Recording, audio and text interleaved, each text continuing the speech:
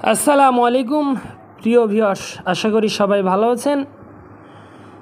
সাধারণ জ্ঞান, general knowledge, GK video সকল পর্যায়ের জন্য গুরুত্বপূর্ণ, অর্থাৎ বিসিএস শিক্ষক নিবন্ধন, ব্যাংক জব ভর্তি পরীক্ষা এবং অন্যান্য সকল চাকরির প্রস্তুতির জন্য খুবই গুরুত্বপূর্ণ জিকে ভিডিও। সবচেয়ে বড় নক্ষত্রের নাম কি?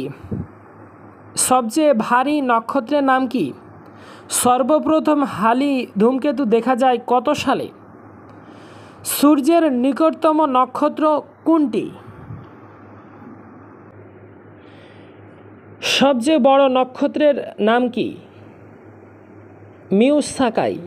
সবচেয়ে ভারী নক্ষত্রের নাম কি? ইটা ক্যারিনি। সর্বপ্রথম হালি ধূমকেতু দেখা যায় কত সালে? 1759 সালে।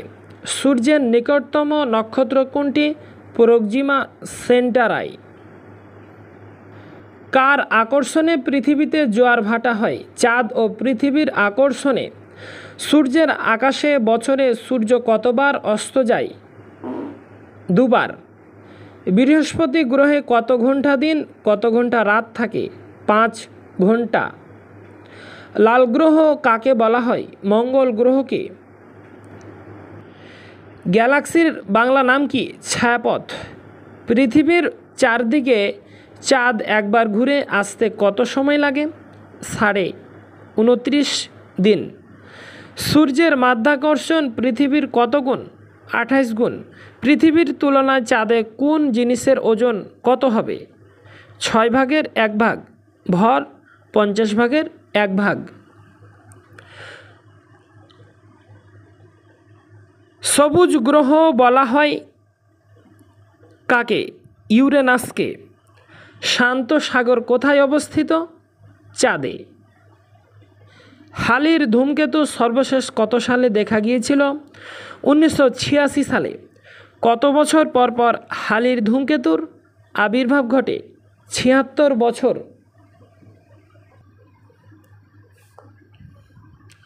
প্লুটো কত দিনে সূর্যকে প্রদক্ষিণ করে? 284 বছরে। প্লুটো আবিষ্কৃত হয় কত সালে? 1931 সালে। প্লুটোর কয়টি উপগ্রহ আছে? 1টি। আকাশের উজ্জ্বলতম নক্ষত্রের নাম কি? লুব্ধক। সম্প্রতি আবিষ্কৃত মহাবিশ্বের সবচেয়ে উজ্জ্বলতম নক্ষত্রের নাম কি? Pistol star.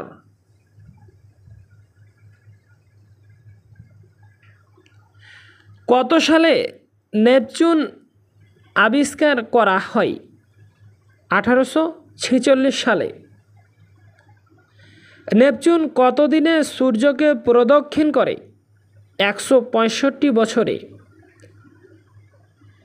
নেপচুনের উপগ্রহ কয়টি? 2টি। সূর্যের সবচেয়ে দূরবর্তী গ্রহ কোনটি? প্লুটো। প্লুটোর ব্যাস কত? 5910 কিলোমিটার। ইউরেনাস গ্রহের ব্যাস কত? 49,000 কিলোমিটার প্রায়।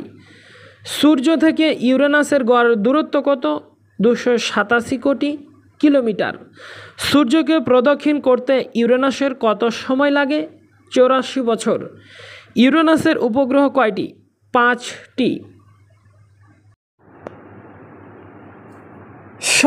এখনকার মতন এখানেই শেষ করছি। আল্লাহ হাফেজ।